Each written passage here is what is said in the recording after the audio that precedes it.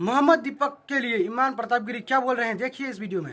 ये नया भारत है जहां दीपक जो मोहब्बतों की रोशनी लेके खड़ा हुआ था, उसके खिलाफ कोटद्वार की पुलिस गंभीर धाराओं में एफआईआर दर्ज कर रही थी। और वो भी उस दिन हो रहा था जब उत्तराखंड के मुख्यमंत्री कोटद्वार में मौजूद थे। ये नया भारत है जहां दंगाइयों के खिलाफ एफआईआर नहीं होते, बल्कि अमन और मोहब्बत की बात करने वालों के खिलाफ एफआईआर दर्ज होता है। ये नया भारत है जहां जम्मू कश्मीर में नीट का एग्जाम क्वालिफाई करने वाले 50 बच्चों में अगर 42 मुसलमान होते हैं तो फिर मेडिकल कॉलेज की मान्यता ही रद्द होती है और जश्न मनाया जाता है। ये नया भारत है जहां बरेली में खाली घर में नमाज पढ़ने पर पुलिस मुकदमा दर्ज करती है।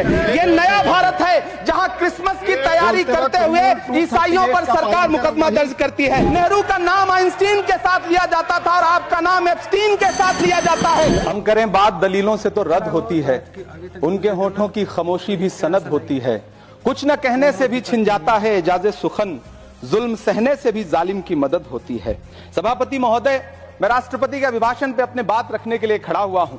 उस दिन देश की संसद के गलियारों में सरकार की तारीफ करती हुई महामहिम की आवाज गूंज रही थी, तो उधर मेरे कानों में हसदेव के जंगलों में आदिवासियों को जिंदगी देने वाले पेड़ों पर चलती हुई कुल्हाड़ी की आवाज गूंज रही थी। सभापति महोदय, इस तरफ महामहिम के भाषण पर प्रधानमंत्री जी संसद की मेज थपथपा रहे थे और उधर उत्तराखंड की अभागी बिटिया अंकिता भंडारी के इंसाफ की आवाजें मध्यम पड़ती जा रही थीं, जो आज भी पूछ रही हैं कि आखिर वो वीआईपी कौन था जिसके लिए अंकिता भंडारी को मार दिया गया। सभापति महोदय, इधर महामहिम सामाजिक न्याय की बात कर रही थीं और उधर उत्तराखंड के कोटद्वार में नफरती लोगों के खिलाफ एक बुजुर्ग को बचाने के लिए खड़ा हुआ दीपक, जो मोहब्बतों की रोशनी लेके खड़ा हुआ था, उसके खिलाफ कोटद्वार की पुलिस गंभीर धाराओं में एफआईआर दर्ज कर रही थी। और वो भी उस दिन हो रहा था जब उत्तराखंड के मुख्यमंत्री कोटद्वार में मौजूद थे।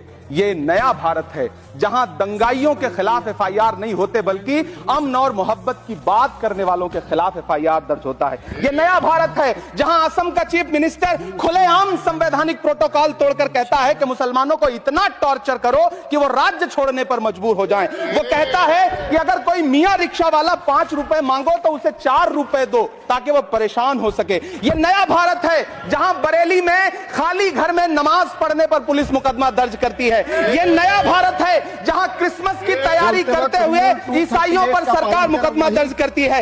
ये नया भारत